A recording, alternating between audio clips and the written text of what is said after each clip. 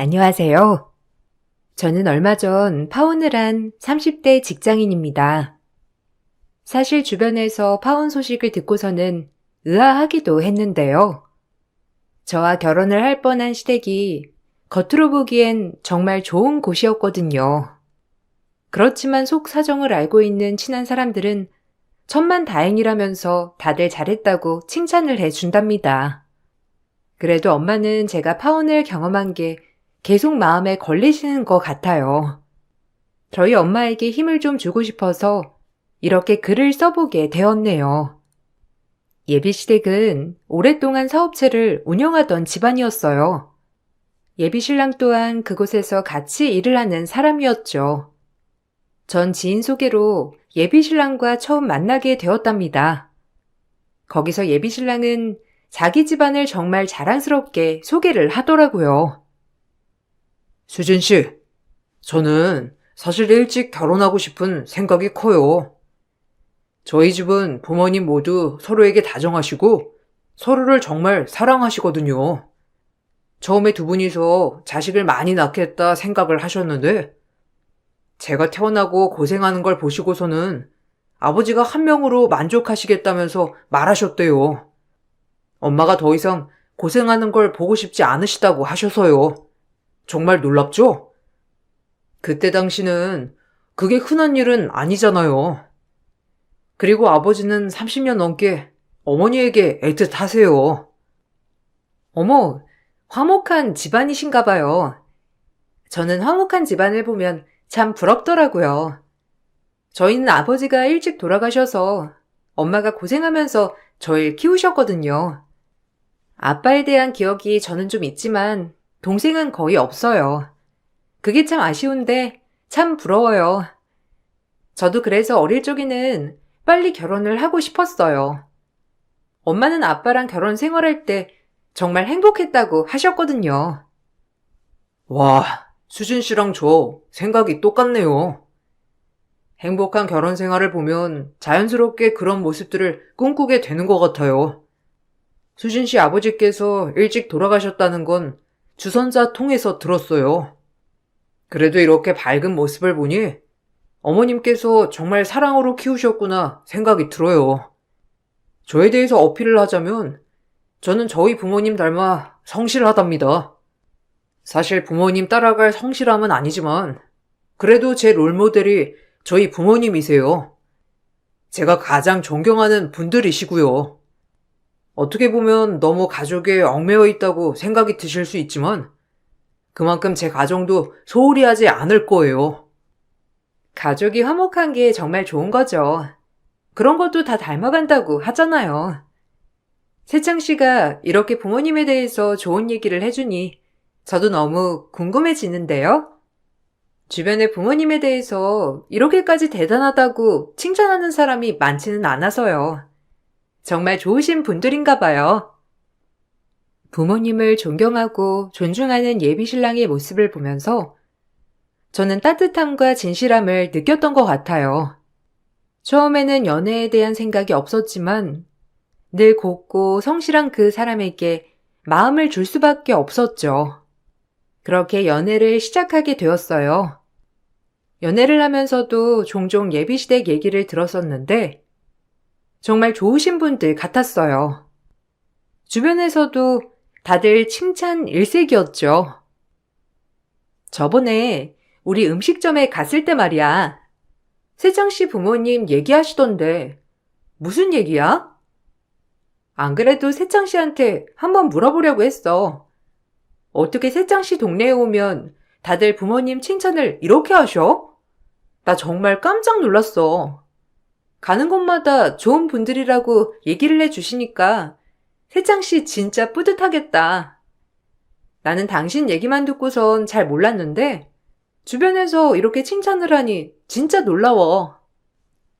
아, 그렇지? 우리 부모님이 자주 봉사활동 나가셔서 그래. 한 달에 한 번은 주말마다 가족끼리 봉사활동 갔다 오거든. 저번에 거기 식당에서 음식 주문해서 봉사활동 가는 곳에 기부하고 왔어. 아마 그래서 그런 건가 봐. 수진 씨네도 정기적으로 기부하는 곳 있다고 했지? 와, 나는 정말 벌써부터 양가 부모님 같이 만날 생각하면 너무 설레는 거 있지? 그러게, 나도 깜짝 놀랐어. 엄마가 오래전부터 기부를 하시긴 했는데, 와, 세창씨 부모님 스케일이랑은 비교가 안 되지 않을까? 전에 엄마한테 세창씨 부모님 얘기 살짝 하니까 깜짝 놀라시더라고. 세창씨 부모님은 별 말씀은 안 하셔? 우리 부모님? 아, 우리 부모님은 연애할 때 그다지 관심은 없으신 것 같아. 아들이 뭐 실수하진 않을까. 이런 거나 신경 쓰시지. 여자친구에 대해서 이것저것 물어보시는 분들은 아니셔서 그냥 여자친구 있다고는 알고 계시지. 아마 이번에 결혼하겠다고 데리고 가면 엄청 놀라실 거야. 지금까지 한 번도 여자친구도 소개해드린 적이 없었거든. 수진 씨가 처음이야. 저희는 양가 인사를 가기 전부터 기대에 차 있었어요. 양가 부모님 성향도 비슷했고, 봉사활동도 주기적으로 다니시는 것도 비슷했기 때문에 아마 잘 맞지 않을까 생각을 했었죠. 그런데 본격적으로 양가 인사를 가려고 하는데 예비 신랑이 무언가 할 말이 있다면서 말을 꺼내더라고요. 처음 저에게 조심스럽게 말을 하는 거라 의아했었는데 내용을 듣고선 화가 났어요. 사실 나 수진 씨 어머님 직업을 아직 말 못했어. 엄마가 물어보시긴 했는데 막상 말을 하기가 어렵더라고. 그런 거 있잖아. 약간 사람들 편견이라는 게 알지? 우리 부모님 봉사도 많이 다니시고 그런 거 크게 신경 쓰지 않으실 거라는 거. 그렇지만 이게 막상 가족이 된다고 생각하면 좀 그러실 수도 있다는 생각에 아직 어머님 직업을 말씀드리지 못했어. 아, 그래? 뭐, 이해해. 나도 환경미화원이라고 하면 다들 갖는 그런 생각들이 있는 거니까. 그럴 수 있지. 그냥 내가 인사 갈 때 말할게. 세창 씨가 말하기 조금 어려우면 인사 갈 때 말씀드리면 되지 뭐. 엄마가 오랫동안 하셨던 일이시기도 하고 어차피 1, 2년 정도면 그만두실 생각이시니까 괜찮지 않을까? 아, 그래서 말인데. 어차피 어머님 1, 2년 정도만 하시고 그만둔다고 하셨잖아. 그러면 결혼 준비하고 여차저차 하면 그만두실 거고, 주변에서도 알 수 있는 일은 거의 없을 것 같은데, 그냥 비밀로 하면 안 될까? 내가 이게 편견이 있어서 그런 게 아니라, 장모님이 환경미화원이라는 게 싫어서 그런 게 아니라, 그냥 어른들은 좀 불편하실 수도 있어서 그래. 굳이 그래야 돼? 환경미화원이 숨겨야 하는 직업도 아니고 우리 엄마는 그걸로 지금까지 생활비 버시고 우리 키우신 건데 그걸 숨긴다는 게 좀 이상하지 않아? 어차피 상견례 하게 되면 아실 수도 있는 거고 당신이 그렇게 숨겼으면 좋겠다고 하니까 기분이 좀 이상하다. 그러면 내가 인사드리기 전에 당신이 슬쩍 말씀이라도 드려봐. 내가 말씀드려서 놀라시는 것보다 아들이 먼저 말을 해두는 게 좋지. 예비신랑은 알겠다면서 시무룩한 표정이었죠. 처음에는 그냥 우리보다 어른이고 그때 당시는 사회적 시선이라는 게 있으니 그러실 수 있겠다고는 생각했지만 그래도 설마 사돈의 직업 때문에 결혼까지 반대하실 거라고는 상상조차 못했어요. 예비 시댁에 처음 인사를 갔을 때에는 시부모님이 정말 환대를 해 주셨어요. 고급 한정식 집에서 식사를 하게 되었는데 처음에는 제 인상에 대해서 칭찬 일색이셨죠. 세창이가 연애를 해도 우리가 굳이 물어보진 않았었는데 이렇게 아리따운 아가씨였으면 몇 번 만나볼 걸 그랬어. 세창이가 너무 예뻐서 꽁꽁 숨겨뒀나 보다. 우리 세창이랑 결혼해준다고 해서 정말 고마워요. 안 그래도 결혼하고 싶은 여자가 있다고 해서 놀랬는데 이렇게나 예쁘고 참한 아가씨였다니. 말을 놓아도 되죠? 네, 그럼요, 어머님. 편하게 말씀하세요. 세창 씨가 부모님에 대한 존경과 사랑이 정말 크더라고요. 너무 행복하고 사랑받고 자란 게 보여서 저도 두 분 너무나 뵙고 싶었어요. 저번에 한 번 기회가 있었는데 일정이 맞지 않아서 못 만나게 돼서 정말 아쉬웠어요. 그렇지? 그때 우리도 얼마나 아쉬웠는지. 예비 며느리 본다는 생각에 엄청 설레었거든.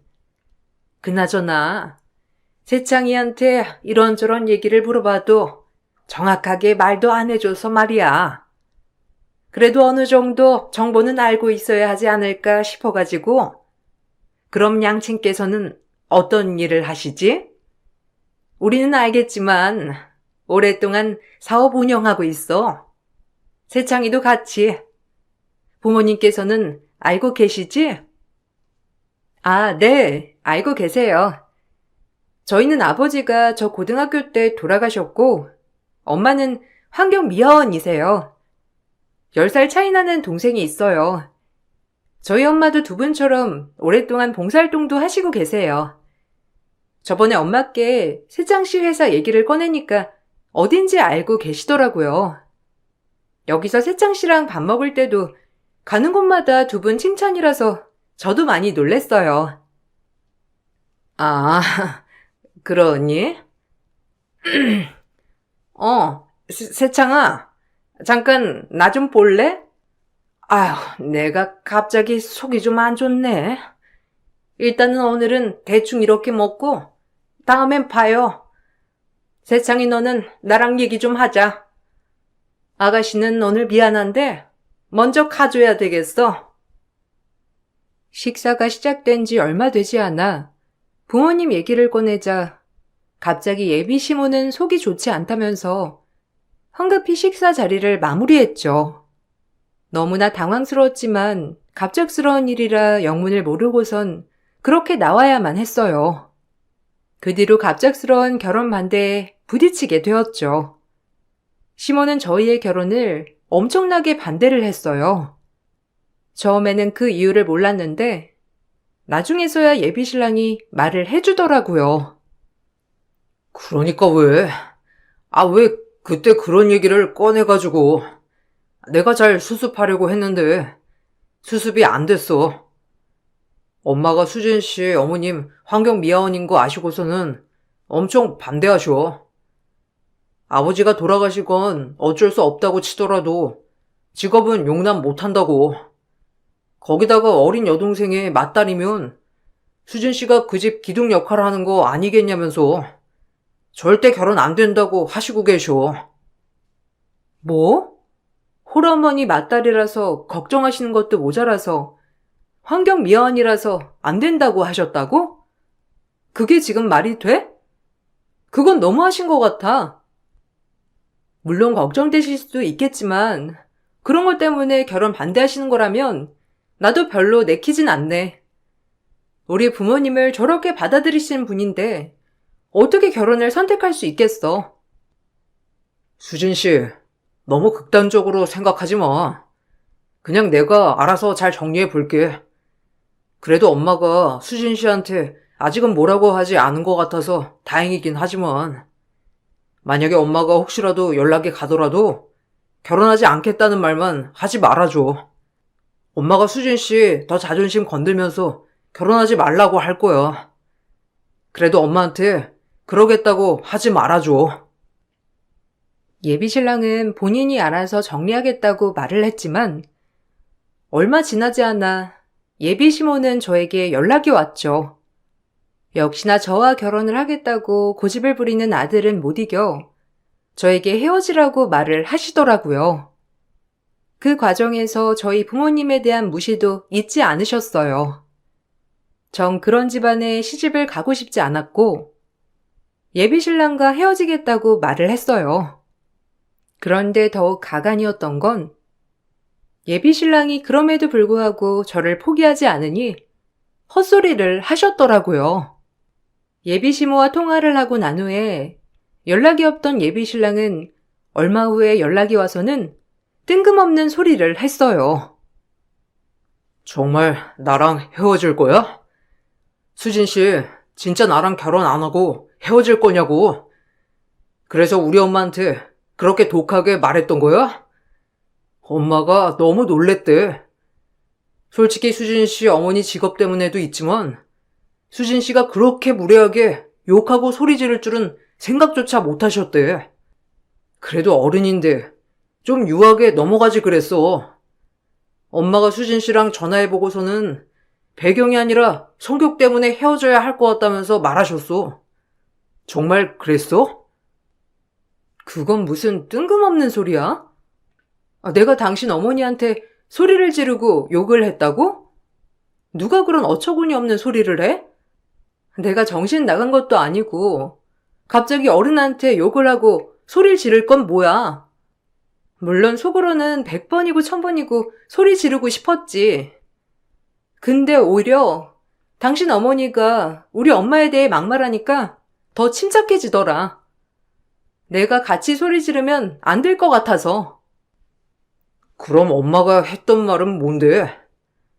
당신이 욕하면서 고래고래 소리 질러서 말도 못하고 끊으셨다는데 엄마가 하도 내 앞에서 꼭 이런 사람이랑 결혼을 해야 되겠냐면서 우셔서 난 당신이 정말 그랬구나 생각을 했어. 근데 그게 아니라고?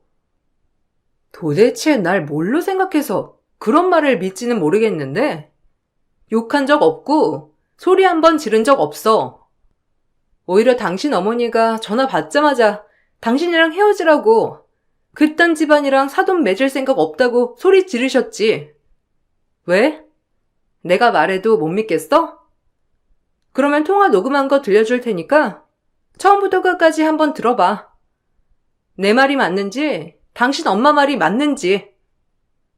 예비 시모는 예비 신랑에게 이간질을 했더라고요. 예비 신랑은 한 번도 그렇게 통곡한 적 없던 엄마가 갑자기 통곡을 하니 정말 제가 그랬을 거라고 생각을 했고 전화를 했던 거였는데 통화 녹음을 듣고 나서는 난리가 났죠. 예비 신랑은 저와 헤어지고 나서 며칠을 물 한 모금 마시지 않고 누워만 있다가 기절하고 말았어요. 응급실에 있다는 소식에 저도 너무나 놀라서 바로 달려가게 되었죠. 못 본 사이 수척해진 예비 신랑은 힘도 없이 눈만 떠 있다가 저를 발견하고서는 벌떡 일어나 제 손만 부여잡고 부탁을 하더라고요. 수진 씨, 나 진짜 수진 씨랑 헤어진다고 생각하니까 죽을 것 같았어. 다른 거 다 필요 없고 수진 씨랑 헤어지고 싶지 않아. 지금 당장 결혼해 달라고 안 할게. 제발 헤어지자고만 하지 말아줘. 내가 다 잘못했어. 수진 씨가 보내준 통화 녹음 다 들었어. 내 오해였고 정말 미안해. 내가 너무 미안해서 어떻게 해야 할지 모르겠더라. 물도 넘어가지 않고 잠도 오지 않았어. 갑자기 연락해 정말 미안하지만 우리 세창이 한 번만 용서를 해주면 안 되겠나? 내가 이제야 우리 마누라가 반대하는 이유를 들었어. 내가 대신 사과를 하지. 정말 미안하네. 나도 같이 오해를 하고 있었어. 정말 미안하고 할 말이 없어. 당신 얼른 와서 사과해. 어떻게 그런 거짓말을 하고선, 에휴. 다른 거 다 필요 없고 우리 신경 쓰지 말고 둘이서 다시 만났으면 좋겠어. 내가 이렇게 부탁해. 우리 아들 한 번만 살려주게나. 미안해. 뭐 내가 그러려고 그런 건 아닌데 우리 아들이 이렇게까지 좋아하는 줄 몰랐네. 나 때문에 마음 상했으면 미안하고 내가 좀 막말했던 것도 뭐 미안해. 세창이가 수진이 너만 찾더라고. 에휴, 자식 이기는 부모가 어디 있겠어. 둘이 좋다고 하면 좋은 거지. 옛일은 잊어버리고 우리 세창이 다시 만나 줄 거지? 예비 시부의 호통에 예비 시모는 어쩔 수 없단 표정으로 저에게 사과를 하셨죠. 사실 저 역시 예비 신랑에 대한 마음이 완전히 없어졌던 것도 아니었고, 우리 둘은 크게 문제가 없다고 생각했기에 다시 만남을 이어가게 되었어요. 예비 신랑과 시부는 결혼만 한다면 평생 시댁은 안 와도 된다면서 말까지 하셨죠. 이 사실을 알고선 예비 시모가 저에게 계속해 사과를 하셨고, 우여곡절 끝에 결혼 준비를 시작하게 되었어요. 전처럼 대놓고 절 마음에 안 들어 하신다는 걸 티내시지는 않았지만, 예비 시모는 은근히 저에 대한 마음을 내비치셨어요. 수진이 너 음식은 좀 할 줄 아니? 우리 세창이가 입맛이 좀 까다로워가지고 말이야. 음식 간이 안 맞으면 애가 밥을 잘 못 먹는데 음식 좀 해야 하는데. 아, 그리고 옷도 다 다려야 하는 거 알지? 우리 아들이 워낙 스타일리시 하잖니. 티셔츠 하나도 깔끔하게 다려 입는 아이라 옆에서 다 해줘야 할 텐데 가능하겠어? 보아하니 수진이 너는 손도 야무진 것 같지는 않은데. 에이, 엄마. 수진 씨가 얼마나 음식도 잘하고 야무진데. 그리고 요즘 누가 여자가 밥하고 살림해. 수진 씨도 일 다니고 있는데 같이 해야지. 나는 결혼하면 다 같이 할 거야.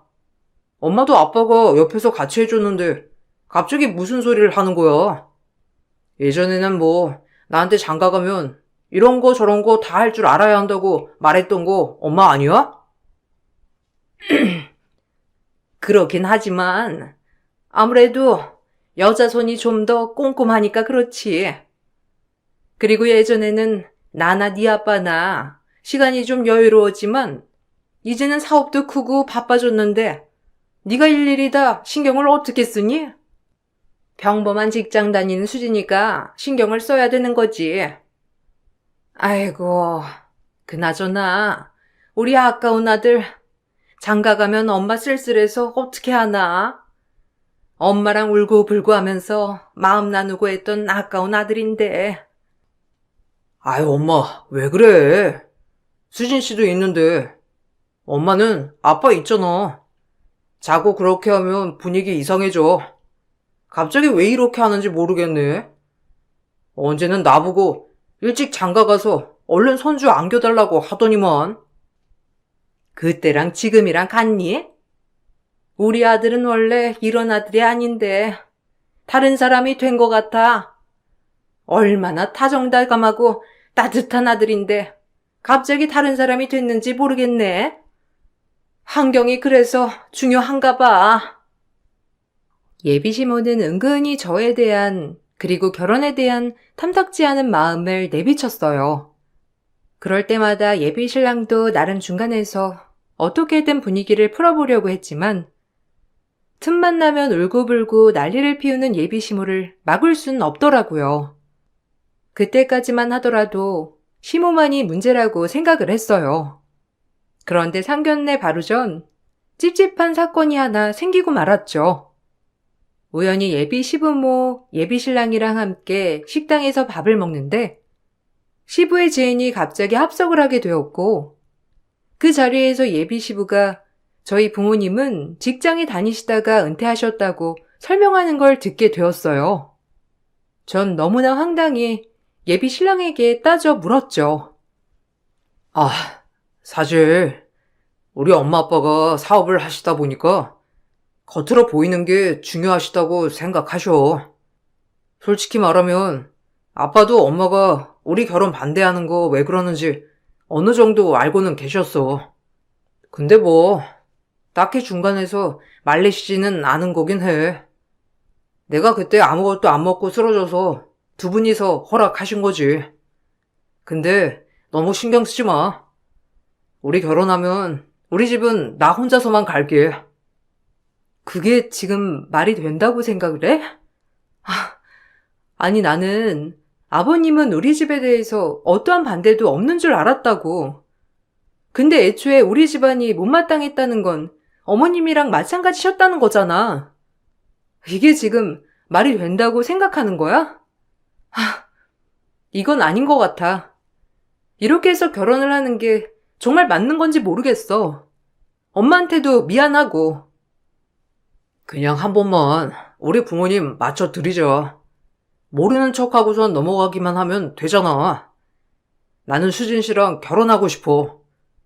어머님이 어떤 일을 하시던지 나는 전혀 상관없어. 당신도 그런 거 아니야? 다른 건 몰라도 우리들만 서로 아끼면서 살아가면 되는 거야. 우리 그러기로 했잖아. 이번만 그냥 넘어가줘. 내가 대신 결혼하면 다시는 우리 집안이랑 엮이지 않게 해줄게. 전 예비 신랑을 정말 사랑했지만 점점 이런 상황이 드러나니 사랑하는 마음도 사라지는 것 같았어요. 주변의 누구에게도 말하긴 어려워 결국 엄마에게 지금 상황을 털어놓게 되었죠. 엄마는 제 얘기를 한참 들으시고는 아무렇지 않게 말씀을 하시더라고요. 그런 일이 있으면 진작에 말을 해주지 그랬어. 저번에 세창이 인사 왔을 때 한 소리라도 했을걸. 뭐가 이쁘다고 우리 이쁜 사이 그러면서 반겼을까?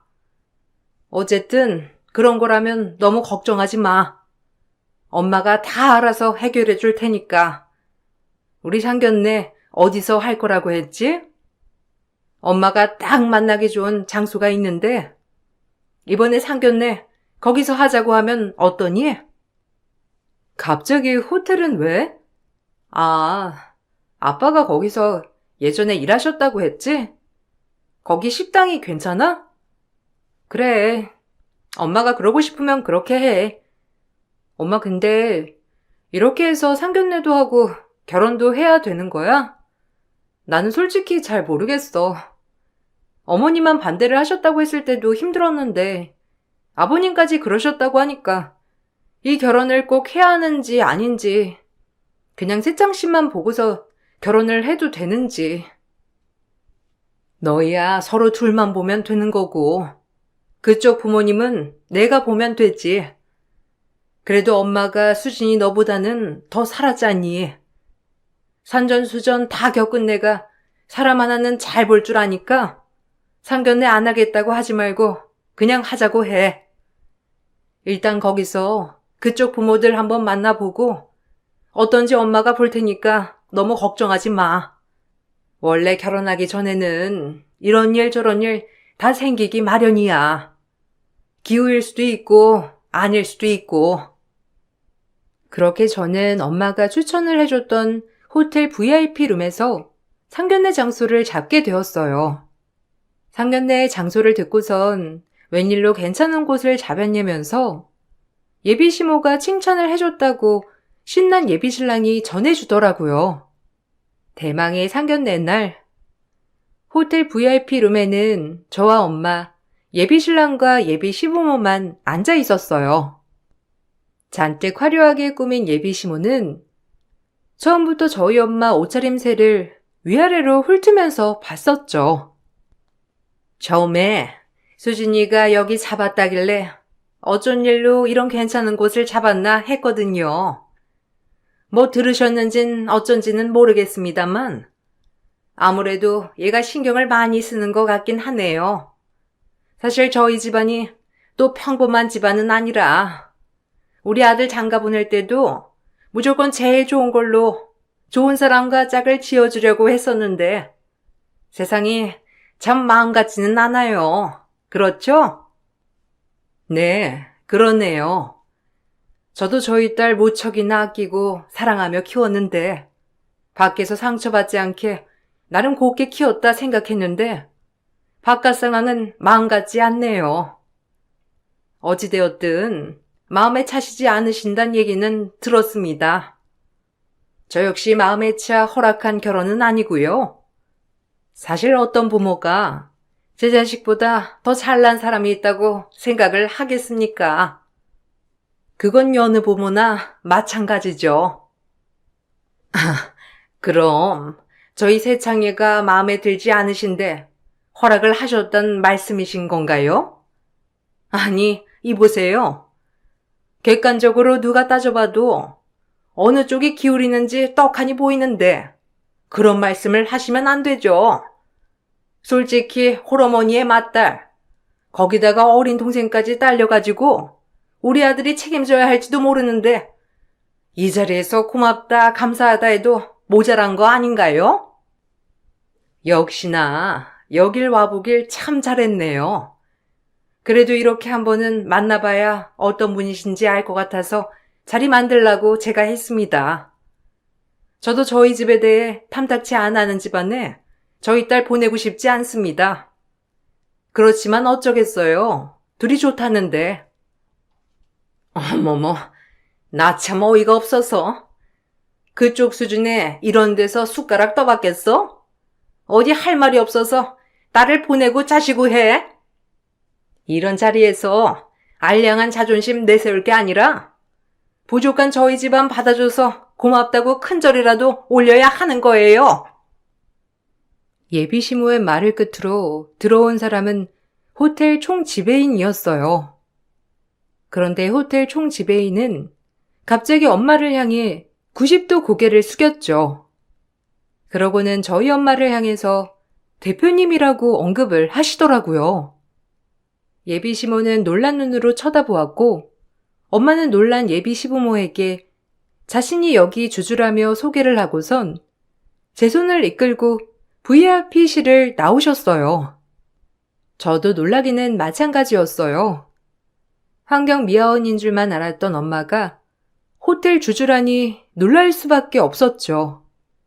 나중에 엄마가 들려준 얘기는 더욱 놀라운 사실이었어요. 호텔이 처음 개업하던 시기부터 아빠는 초창기 직원이셨고 10년 넘게 근무를 하시다가 경영난이 찾아왔다고 하시더라고요. 그때 아빠는 퇴직금이며 모아둔 돈과 이것저것 모두 합쳐 경영난을 이겨내도록 도와주셨대요. 그 덕분에 호텔은 경영난을 극복하게 되었고 크게 성장을 하게 되었다더라고요. 부모님이 투자한 금액은 주식으로 나중에 받게 되었는데 거의 절반을 받으셨다고 해요. 그러다 아빠가 돌아가시기 전에 엄마가 그걸 받으시게 되었고 아빠가 돌아가시며 남기신 유산으로 지분을 다시 사서 대주주가 되셨던 거죠. 그렇지만 엄마는 본인이 돌아가시기 전까지 그 사실을 저희에게 알리고 싶지 않았다고 하셨어요. 혹시라도 이걸로 저희가 엇나가거나 잘못된 생각을 하는 건 아닐까 걱정하셔서 그때까지 숨기고 계셨던 거였죠. 10년을 넘게 대주주라는 사실을 숨기고 환경 미화 일을 하셨던 거였어요. 그런데 그 사실을 알고서는 예비시댁 태도는 싹 바뀌었어요. 여긴 어쩐 일이시죠? 그때 상견례 이후로 정리가 된 것 같은데요. 그 정도 사건이 있었는데 이렇게 찾아오실 줄이야 생각도 못했네요. 뭐 아직 더 하실 말씀이 남으신 건가요? 저희 쪽에서는 이미 의사를 충분히 보내드렸고 더 드릴 말도 없을 것 같은데요. 아이고, 제가 그때는 몰라 뵙고 실례를 범했네요. 정말 죄송합니다. 솔직히 말하면 저희가 사돈께서 환경 미화 일을 하신다는 게 마음에 들지 않았던 게 아니라 홀어머니에 어렵게 사시게 되면 저희 아들도 신경이 쓰일 테니까 그런 거에 반대를 했던 겁니다. 사돈께서도 자식이 있으시니 부모 마음이 다 같다는 거 아시죠? 저희도 그런 마음에서 반대를 했던 거지. 상견례까지 했으면 거의 결혼한 거나 다름없죠. 누가 그런 말을 하던가요? 상견례까지 하면 거의 결혼을 한 거라고. 참, 어처구니 없는 말이네요. 그 자리에서까지 저희를 그렇게 비우셨으면서 더 이상 결혼을 시킬 생각이 없으셨단 얘기일 것 같은데 뭐 저희 딸이라도 어떻게든 그쪽 아드님과 결혼하겠다고 고집부리면 모를까. 이제는 저희 딸도 결혼하기 싫답니다. 그러니 이런 식으로 찾아오시지 마시죠. 어머, 너무 서운하셨죠? 제가 말을 자주 실수하는 바람에 전 우리 며느리가 그렇게 서운할 거라고는 생각도 못했네요. 정식으로 사과하고 싶은데 제 사과 좀 받아주세요. 결혼을 준비하다 보면 이런저런 일 있는 거 아니겠습니까? 다 자식을 위해서 그런 거니 너무 삐뚤게만 생각하지 말아주시고요. 뻔뻔하게 말하는 예비 시모를 보면서 경악을 금치 못했어요. 전 예비 신랑에게 파혼을 선언했고 더 이상 만나고 싶지 않다고 전했어요. 생각을 해보면 중간에서 역할을 제대로 안 했던 예비 신랑에게도 책임이 있다고 느껴졌죠. 또다시 예비 신랑은 식음을 전폐하고 응급실에 실려갔지만 이번만큼은 저도 흔들리지 않았어요. 예비 시모는 다급한 마음이 들었는지 집으로 찾아와 사과를 했죠. 정말 죄송합니다. 저희 아들 한 번만 좀 살려주세요. 아들이 밥도 안 먹고 물도 안 마시고 하루 종일 누워있다 응급실만 몇 번이나 갔는지 모르겠어요. 애가 세상을 등지겠다고만 하고 살 이유가 없다고 하는데 정말 죄송합니다. 한 번만 저희 아들 한 번만 좀 살려주시면 안 되겠어요? 수진아, 제발 한 번만 용서해다오. 아들이 너 아니면 안 된다고 하는데 어떻게 하니? 이미 한 번의 기회는 준 걸로 압니다. 그쪽 아드님 응급실 처음 갔을 때 저희 딸은 한 번의 기회를 준 거죠. 그렇지만 그 뒤에 기회를 차버린 건 그쪽 아닌가요? 아들이 그렇게 좋다고 하는 사람을 상처 주고 비난했으니 그 책임은 그쪽이 져야 맞는 거죠. 저희는 할 말이 없습니다. 이미 끝난 사이고 저희한테 부탁하지 마시고 그렇게 잘나신 분들께서 알아서 달래보시죠. 아이고, 왜 이렇게 매정하시나요? 저희 아들 이러다가 정말 잘못돼요. 한 번만 수진이랑 한 번만 다시 만나게 해주세요. 이번에는 수진이한테도 상처 안 주고 저희는 그냥 뒤로 빠져 있겠습니다. 제발 한 번만 저희가 정말 잘못했어요. 저와 엄마는 굳게 마음을 먹으며 거절했고 전 예비 신랑에게 다시 만날 일은 없을 거라며 예비 시모가 찾아오지 않게 해달라고 했죠. 그 뒤로 예비 시모는 다시는 저를 찾아오지 않았어요. 소문으로는 예비 신랑은 먼 지역으로 홀로 이사를 가 부모와 연락도 안 하고 산다더라고요. 거기다가 알고 봤더니 예비 시댁은 엄마가 주주인 그 호텔 물품을 납입하는 거래처였는데 그 난리 이후에 호텔 물품 납입이 끊기면서 점점 회사가 망해 폐업을 했다고 해요. 봉사활동도 자주 간다며 동네방네 소문이 났던 것도 사실이 아니었고 가게에서 물건을 사고선 봉사활동을 가는 척 그동안 좋은 집안인 척 연기를 해왔던 거였어요. 그렇게 아끼던 외동아들에게 버림받고 그 부모는 사업도 망해 어렵게 살고 있다더라고요.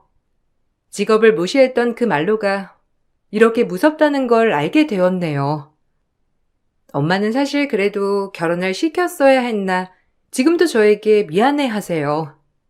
그렇지만 저에겐 예비 신랑에 대한 사랑도 있지만 무엇보다 사랑으로 키워주신 엄마에 대한 사랑도 컸기 때문에 오히려 지금은 엄마에게 더 감사하게 생각하고 있답니다. 저희 엄마 정말 잘하셨죠? 엄마가 걱정하지 않도록 응원의 글 많이 남겨주세요. 사연 들어주셔서 감사합니다. 엄마 앞으로 행복하게 잘 지낼게요. 안녕하세요. 저는 최근에 손이 동서의 황당한 행동들 때문에 사연을 신청하게 된 결혼 2년차 30대 중반 여자입니다. 남편과 결혼했을 때부터 손이 동서와는 약간의 트러블이 있었어요. 딱 봐도 저를 견제하는 것 같은 느낌이 들었었죠. 결혼 초였기 때문에 최대한 웃으면서 좋게 넘어가려 했었는데 날이 가면 갈수록 저를 대하는 게 지나칠 정도로 심해서 결국 안 좋은 관계로 발전하고 말았습니다. 저도 사람인지라 참는 것도 한계가 있는 건데 손윗동서는 본인이 무엇을 잘못했는지 생각하지는 않고 무조건 저보다 혼수를 더 많이 했다는 것 하나 때문에 시댁에 모임이 있을 때면 시부모님 눈치를 봐가면서 같이 해야 될 일들을 저에게 다 떠넘기고 있었어요. 결혼한 지 얼마 되지 않았기 때문에 한두 번은 넘어갈 수 있었지만 반복해서 저를 괴롭히는 지나친 행동 때문에 결혼 2년 차에 손윗동서와 한바탕 하고 말았습니다. 사건이 시작된 건 명절날 음식을 준비하고 있던 사이 늦게 도착한 형님이 시부모님께 인사를 드리고 주방으로 들어왔어요. 얼마나 준비가 됐는지 한번 쓱 둘러보길래 먼저 인사를 드렸는데 그냥 다시 나가버리더라고요. 저를 아예 투명 인간 취급하는 형님의 행동에 기분이 안 좋았지만 그래도 명절이라 참고 있는 상태였죠. 한참 뒤에 다시 들어온 형님이 다시 주방을 쑥 둘러본 뒤 젓가락을 들고 제 옆으로 왔어요. 음식 준비는 다 끝나가는 거지? 일단 저녁 식사 시간 됐으니까 대충 하고 나중에 다시 하든지 하면 되겠다. 우리 그이가 너무 배가 고프다네. 원래 시댁일은 동서가 훨씬 더 많이 해야 되는 거 잘 알고 있지? 나보다 손 아래 사람이고 거기에다가 동서는 혼수 2천밖에 안 해왔잖아.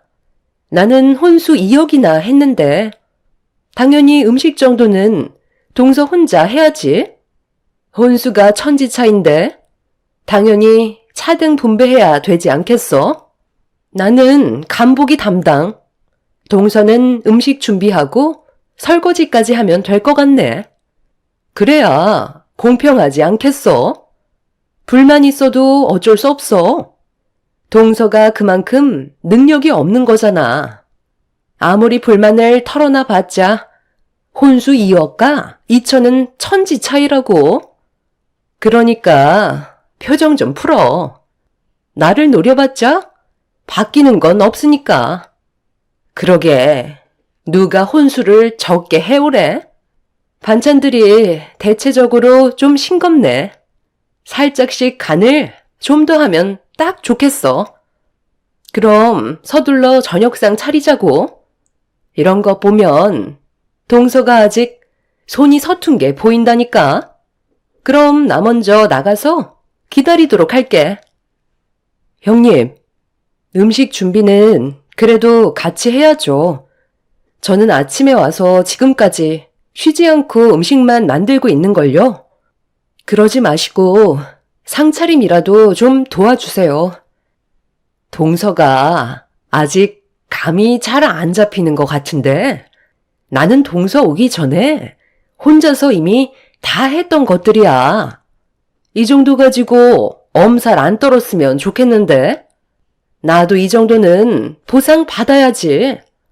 그동안 얼마나 힘들었었는데 다들 배고프다고 난리니까 일단 내가 말한 거 간 좀 살짝씩 다시 보고 바로 상 차려줘. 형님은 제 말을 무시한 뒤 밖으로 나가 버렸어요. 시모가 제일 싫어하는 게 꾀부리는 거였는데 형님은 시모가 잠깐 볼일 보러 나가신 걸 이용해서 손가락 하나 까딱하지 않았습니다. 아침부터 와서 주방에서 거의 나오지 않고 있던 저는 이미 지칠 대로 지쳐 있었던 상태라 시댁에 늦게 온 형님이 그래도 도와줄 거라 생각했지만 그건 제 착각이었다는 걸 알 수 있었죠. 화가 점점 끓어오르고 있는데 때마침 시모가 볼일을 끝내고 들어오셨는지 주방에 있는 저를 부르셨고 급하게 거실로 나가보니 다른 집을 다녀오신 건지 여러 가지 음식들을 싸오셨어요. 동네 지인분 댁에서 받아온 음식이라며 상 차릴 때 같이 내어놓으면 될 것 같다고 얘기하시면서 주위를 둘러 보셨습니다. 저는 음식을 들고 주방 테이블에 올려놓고 있는데 시모가 아주버님 차가 밖에 주차되어 있는데 형님은 어디 갔냐고 물어보시길래 제가 잘 모르겠다고 하자 굳어진 얼굴로 주방으로 나오시더니 2층으로 올라가셨어요. 그리고 방문을 활짝 열어 젖히자 형님은 코를 골며 대자로 누워 깊은 잠에 빠져 있었습니다. 그 모습을 본 시모는 형님 보고 일어나라며 최대한 하를 억누르며 침착하게 깨우고 있었습니다. 저도 옆에서 일어나야 될 것 같다고 얘기했지만 형님은 꿈쩍도 하지 않았죠.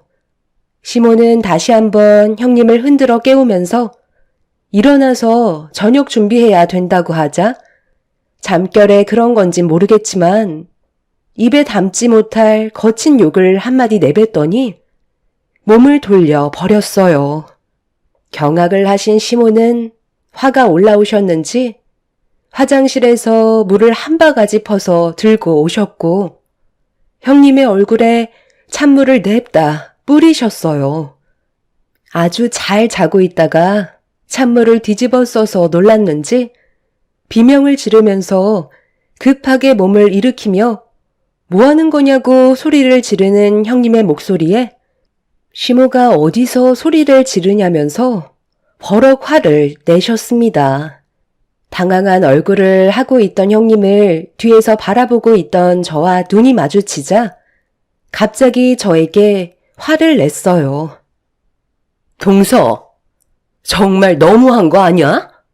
힘들게 먼 길을 온 건데 어머님 오셨으면 나를 깨워줄 수도 있는 거잖아.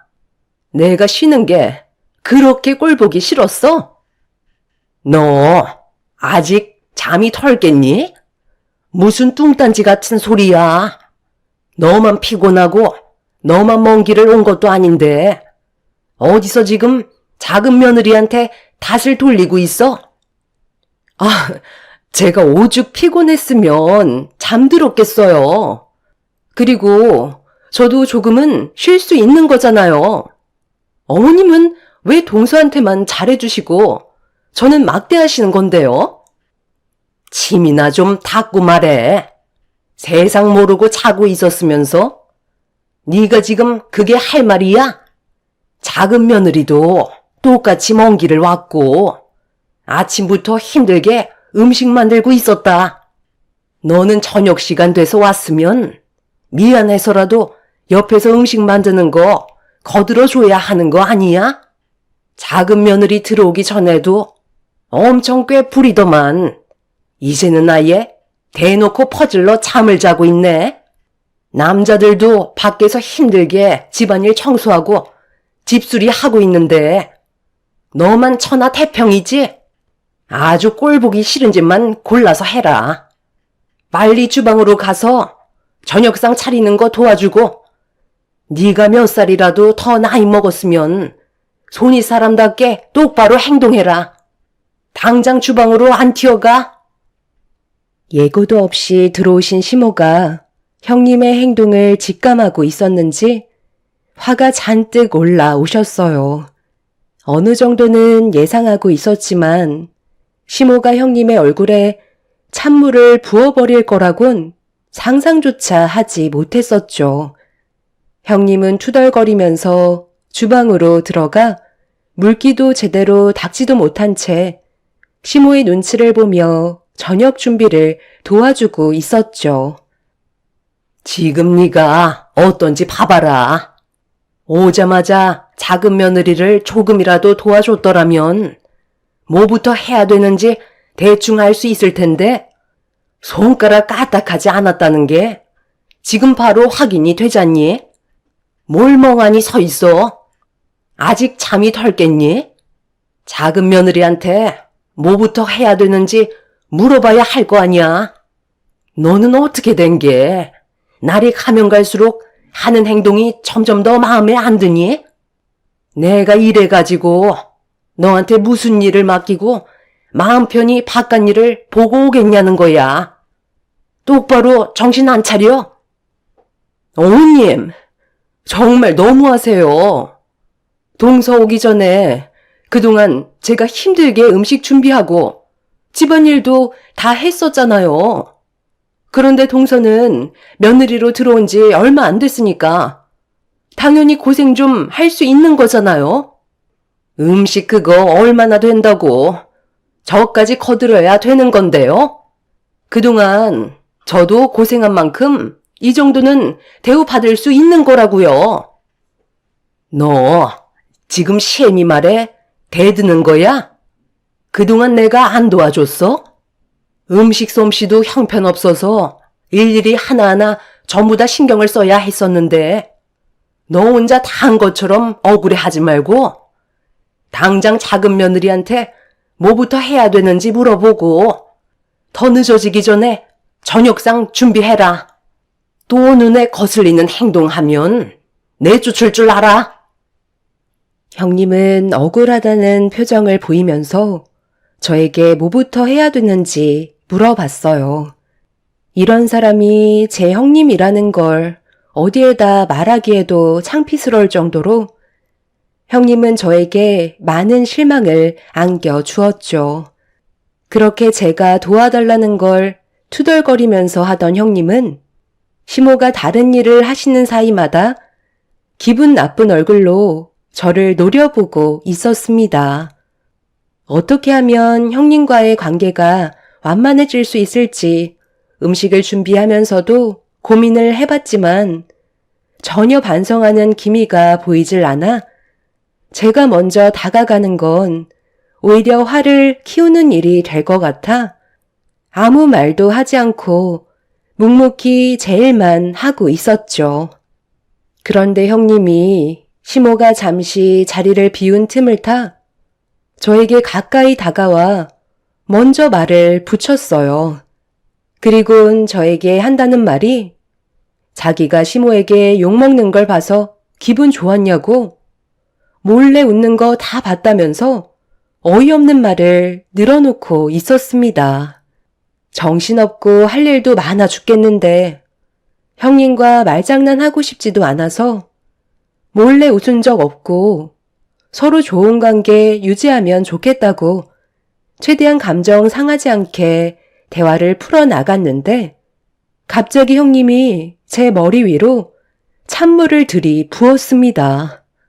너무 놀란 저는 형님한테 뭐 하는 짓이냐고 화를 내자 저도 똑같이 당해봐야 된다면서 이성을 잃어버린 사람처럼 행동하기 시작했어요.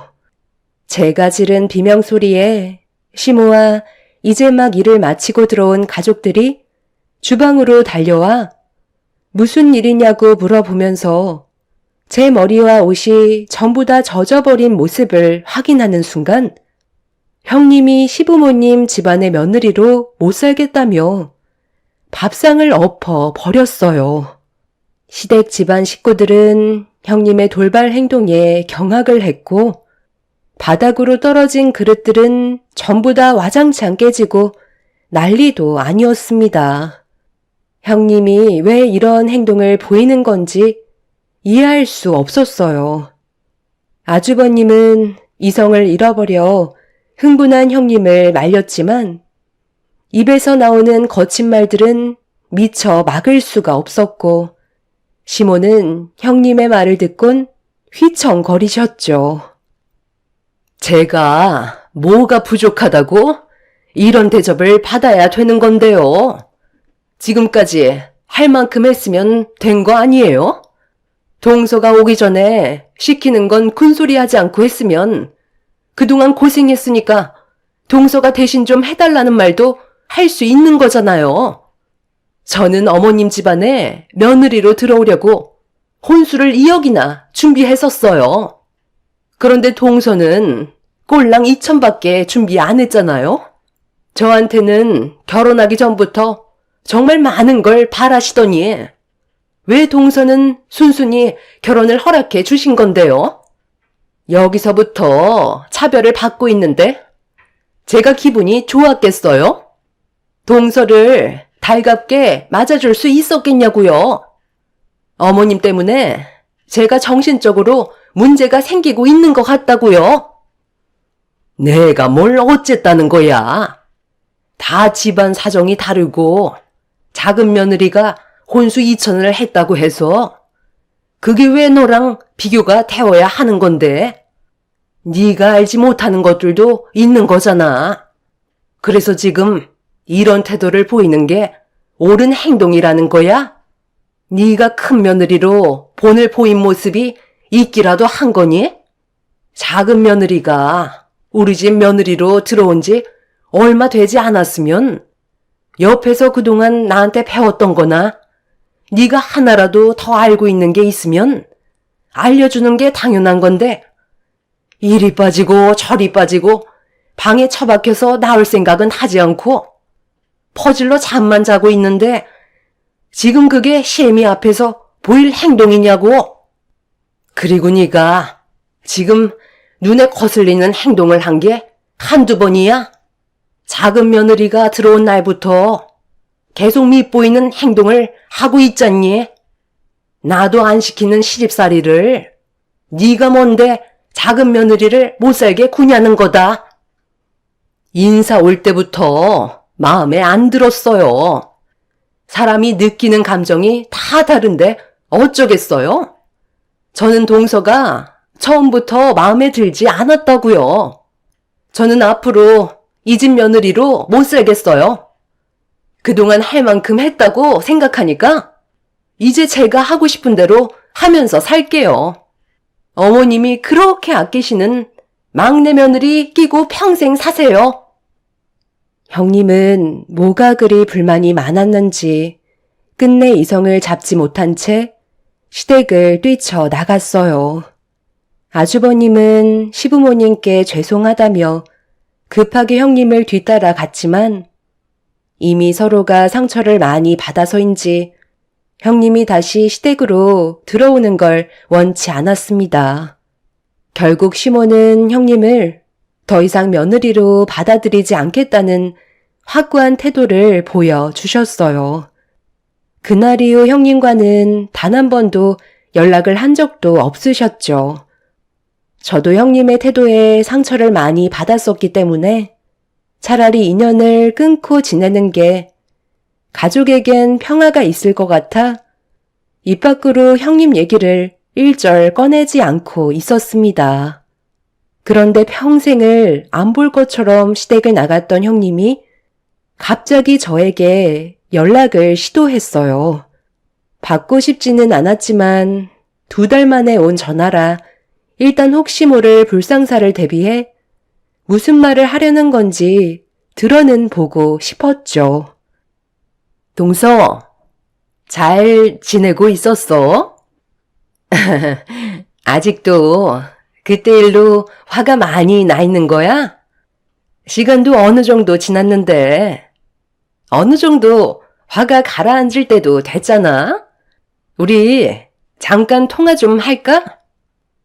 무슨 일 때문에 전화하셨어요? 저 지금 많이 바빠서 오래 통화할 수가 없거든요. 그리고 형님이 그때 저한테 했던 행동은 아직 그대로 상처가 남아 있는데요. 내가 조만간 직접 얼굴 보고 정식으로 사과할게. 나랑 오래 통화하고 싶은 생각이 없는 것 같아서 용건만 간단히 할 테니까 나 좀 도와줄 수 있지? 아휴, 그동안 몰라봐서 미안해. 내가 진작에 알았더라면 동서한테 그런 행동 아예 하지 않았을 텐데 내가 동서를 너무 몰랐었나 봐. 이런 일이 있었으면 진작에 나한테 얘기했어야지. 왜 그때 알려주지 않았던 거야? 동서가 왜 혼수를 2천밖에 안 했었는지 나는 한참 뒤에나 알게 됐다고. 진작에 말해줬으면 그런 일도 없었지. 동선의 아버님께서 시아버님 회사와 이번에 합병을 했다며? 서로 친분이 있었다는 말을 왜 얘기 안 했어?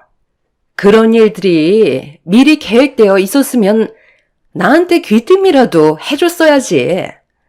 나는 그런 걸 전혀 몰랐었잖아.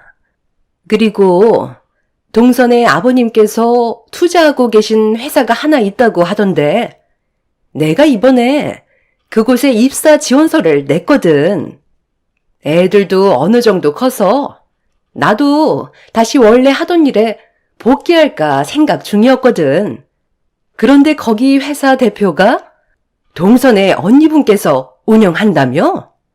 크게 어려운 일은 아니고 내 이력이 뒤떨어지는 건 아니니까 잘 좀 봐달라는 거지. 가족 좋다는 게 뭐야? 이럴 때 서로 돕는 거 아니겠어? 나중에 나랑 개인적으로 식사할 수 있는 시간을 좀 가졌으면 좋겠는데. 언제 시간 괜찮겠어? 나 정도 스펙이면 동선의 언니분께서도 분명 욕심은 나실 거야. 비록 일을 쉰 지 몇 년 됐지만 충분히 능력을 인정받을 수 있을 정도 이력은 된다고. 그렇게 해줄 수 있는 거지? 명절 때 있었던 일들에 대해서는 우리 좋게 넘어가는 걸로 하자. 그러니까 저한테 전화하신 이유는 저희 언니 회사에 형님이 들어가고 싶어서 저한테 부탁하는 거잖아요. 그건 언니 회사인 거지 제 회사가 아니니까 저는 관여할 문제가 아닌데요. 그리고 능력이 되신다면 저희 언니가 그건 알아서 채용하겠죠. 저한테 입긴 넣어달라는 건 좋은 방법이 아닌 것 같네요. 어머, 가족 좋다는 게 뭐야? 이럴 때 서로 좀 도와가자는 건데 그 정도는 해줄 수 있는 거잖아? 아유 참, 동서 정말 1억이야? 나 섭섭해지려 해? 부탁 좀 할게. 그건 제 권한 밖이라 민감한 문제에는 답을 해드릴 수 없을 것 같아요. 채용이 된다면 형님한테 좋은 일일 테고 채용이 안 된다면 그건 형님의 능력 부족이죠. 어머, 나 여태까지 일하면서 능력 좋다는 말 정말 많이 들었다니까. 그러고 보니 저번 결혼식 때 얼굴 잠깐 뵌 것 같은데 인사도 드렸었고 내 얼굴 아마 기억하실지도 모르겠다. 딱 한 번만 좋게 말 한마디라도 해주면 안 되겠어? 내가 자존심 굽히고 동서한테 부탁할 정도면 그 회사에 거는 기대가 얼마나 큰 줄 알겠지? 형님이 저에게 전화한 목적을 알게 된 순간 기분이 별로 좋지 않았어요. 본인이 원하는 걸 이루기 위해 마음에도 없는 말로 저에게 사과를 한 거니까요. 그리고 제 회사도 아니고 저희 언니 회사에 들어가는 걸 저한테 전화해서는 잘 봐달라고 얘기하는 것 자체가 부정행위이기 때문에 더는 들어주지 못할 것 같다며 죄송하다고 전화를 끊어 버렸습니다. 그날 이후 몇 번이나 더 전화가 왔지만 괜히 불편한 일 만들고 싶지 않아 더 이상 받지 않았어요. 그리고 저는 언니한테 전화를 했죠. 손다영? 아, 입사지원서 보기는 했지. 너희 시댁 집안 형님이라고? 대충 훑어보긴 했었는데 우리 회사에 들어올 만한 자격은 미치지 못할 것 같던데. 요즘 그 정도 스펙은 다 갖추고 있고 마지막으로 다닌 회사가 내 친구 회사거든. 그래서 어떤 사람인지 대충 들어보니까 좋게 끝내고 나온 건 아니더라고. 전 회사에서 이미지도 상당히 안 좋았었고 본인은 손가락 하나 까딱하지 않으려 하고 밑에 부하 직원만 부당하게 이용했다는 거야. 본인이 이룬 성과도 아닌데 자기가 선배라는 이유 하나만으로 모든 영광을 자신에게 돌렸고 결국 내부 분열로 인해 부하 직원들이 그 사람을 고발하면서 퇴사하게 됐다던데. 그리고 디자인 바닥이 그렇게 넓은 편이 아니라서 한 달이 건너면 웬만한 사람들 거의 다 서로 알고 지내는 사이야. 큰 회사에 다녔던 사람이면 대충 알아봐도 어떤 생활을 했는지 금방 알 수가 있다고. 그래서 불합격 처리한 걸로 알고 있어. 직원을 채용할 때 정말 신중하게 결정하지 않으면 회사에 엄청난 타격을 주게 되거든. 따로 통보가 가겠지만 네가 잘 포장해서 얘기해 주던지 아니면 그냥 모른 척해. 다른 회사도 많으니까 그곳에서 채용하겠지. 저희 언니의 말에 형님이 어떤 사람인지 어느 정도 알 수 있었어요. 시댁에서 생활할 때와 별반 차이를 느끼지 못할 만큼 성격이 별로 좋지 않았다는 걸 알 수 있었습니다. 그런데 문제는 며칠 뒤 형님이 저희 언니 회사에 채용이 되지 않았다는 거에 불만을 가지게 된 건지 언니 회사에서 난리를 치고 있다는 소식을 언니를 통해 듣게 되었고 저는 급하게 언니 회사로 찾아가 난동을 피우는 형님을 말렸습니다. 저를 보자마자 형님은 불만을 털어놓기 시작했어요. 동서, 내가 저번에 전화하지 않았어? 좋게 좀 봐달라고 얘기했잖아. 가족 좋다는 게 뭐야? 서로 어려울 때 도움을 줄 수 있는 거잖아. 그런데 어떻게 나를 채용 안 해줄 수가 있어? 내가 지금 얼마나 많은 상처를 받았는지 알아? 하나뿐인 남편한테도 집에서 놀고 먹는다고 욕먹는 것도 서러워 죽겠는데 동서까지 나를 무시하는 거냐고. 나를 당장 이 회사에 채용하라고 동서 언니분한테 다시 한번 얘기해줘. 과거에 다른 회사에 있었던 일까지 들추는 게 어디 있냐고. 그러니까 처음부터 잘 좀 하지 그랬어요. 이력서가 뭔데요? 과거에 다녔던 회사에 대한 이력을 기록하는 거잖아요. 그럼 그 회사에서 어떤 생활을 해왔는지 그런 것까지 전부 다 알아볼 수 있는 거라고요. 디자인 바닥이 좁다는 걸 형님도 아셨으면 그동안 행실을 똑바로 하셨어야죠. 이렇게 난리를 치시는 게 오히려 역효과인 거 모르세요? 그리고 제가 듣기론 형님이 아이들 학교 보내놓고 집안일은 뒷전에 쇼핑으로 사치 부리고 맨날 모임만 가진다면서요? 그래서 한 소리 들은 거 가지고 지금 별거까지 하신다던데 도대체 그럴 거면 결혼은 왜 하신 건데요? 어머님이 형님의 이런 모습을 보면 얼마나 속 터지겠냐고요. 내가 그동안 애들 키우고 힘들게 육아했으면 그 정도는 보상 받아야 되는 거 아니야? 이 집 며느리로 들어오는데 혼수로 얼마가 들어갔는지 동서도 잘 알잖아. 나도 충분히 누릴 수 있는 권리가 있는 거라고. 그리고 그건 우리 부부 문제이니까 신경 쓰지 말고 당장 이 회사에 나 집어넣어 주도록 해. 지금 당장 합격시키라고. 제가 지금까지 살면서 많은 사람들을 만나본 건 아니지만 형님처럼 앞뒤가 꽉 막힌 사람은 처음 보는 것 같아요. 이 세상이 형님 하고 싶은 대로 돌아가지는 않는다고요. 저는 언니한테 전화를 해서 형님의 이력서 좀 달라고 부탁했어요. 그리고 잠시 뒤 직원분이 내려와 저에게 형님의 이력서를 건네주었고 저는 다시 돌려주면서 남의 회사에서 행패 부리면 영업 방해죄로 골치 아파진다고 그만해주길 부탁했어요.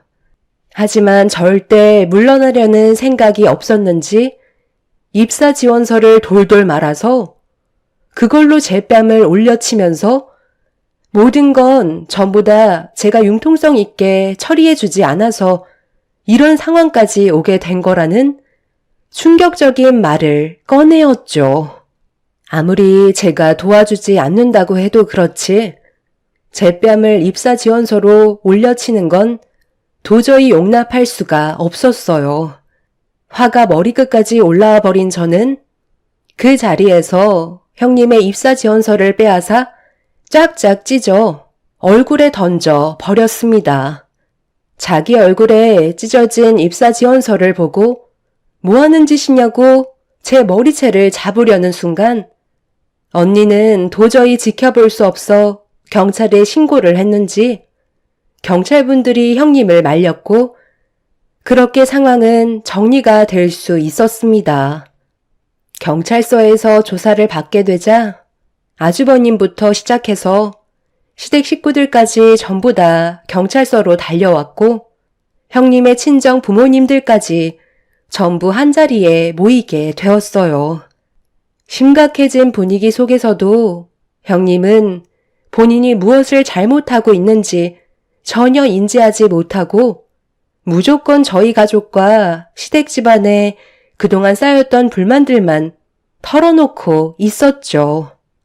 이 문제로 양가 어른들께서는 서로 죄송하다며 고개를 숙이고 있었는데 아주버님이 그 자리에서 형님한테 이혼하자는 충격적인 말을 통보했어요. 뭐? 이혼?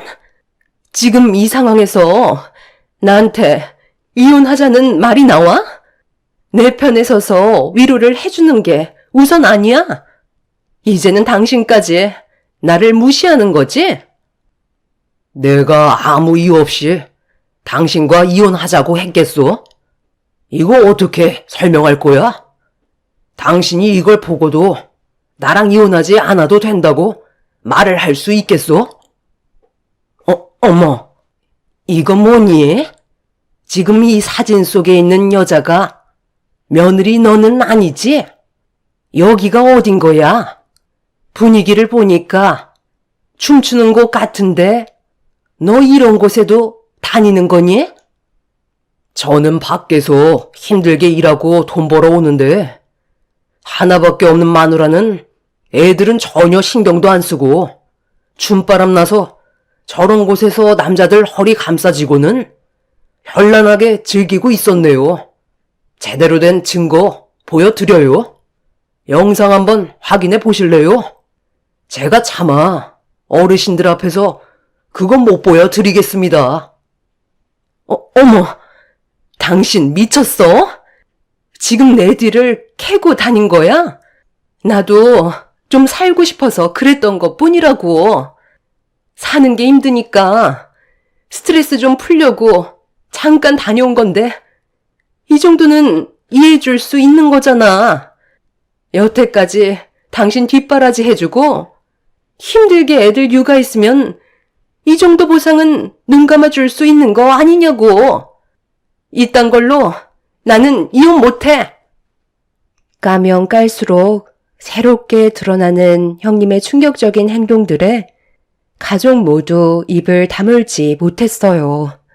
형님의 친정 부모님들께선 시모에게 죄송하다며 경찰서에서 한참 동안 고개를 숙였지만 아주버님이 공개한 결정적 영상에 찍힌 형님이 술에 취해 인사불성이 돼선 숙박시설에 다른 남성과 출입하는 증거물을 확인하신 시모는 결국 아주버님과의 결혼 생활은 종지부를 찍어야 할 것 같다며 아주버님이 이혼을 결정했다는 거에 동의를 하게 되었고 결국 형님은 더 이상 저희 식구가 될 수 없었어요.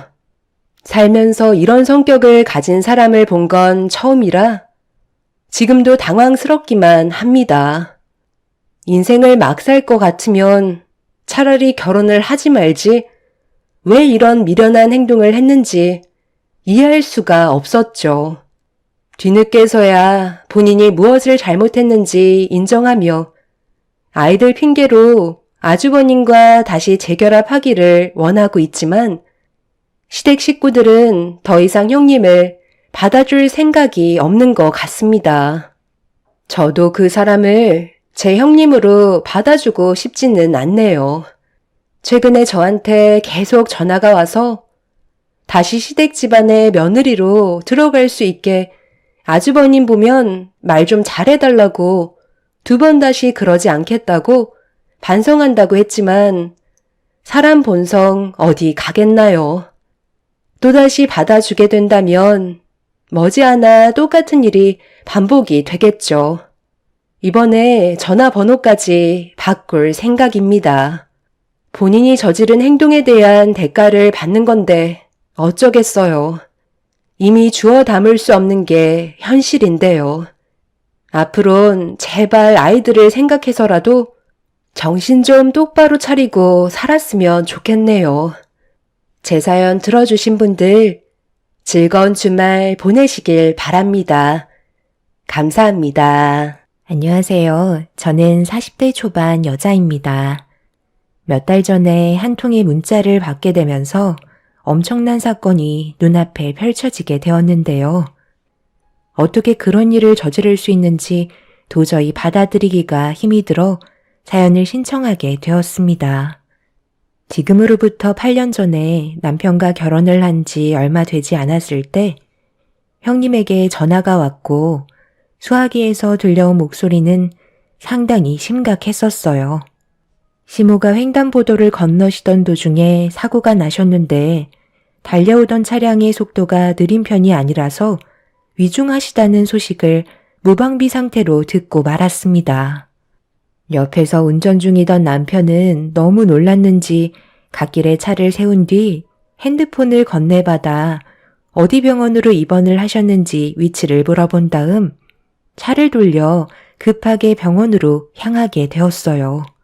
수술실에 도착하자마자 남편은 시모의 몸 상태에 대해 형님에게 물어봤는데 형님은 과다출혈과 함께 골절상도 심해서 연세가 있으셨던 시모의 몸으론 버티기가 힘이 들 것 같다는 진단 결과를 들을 수 있었습니다.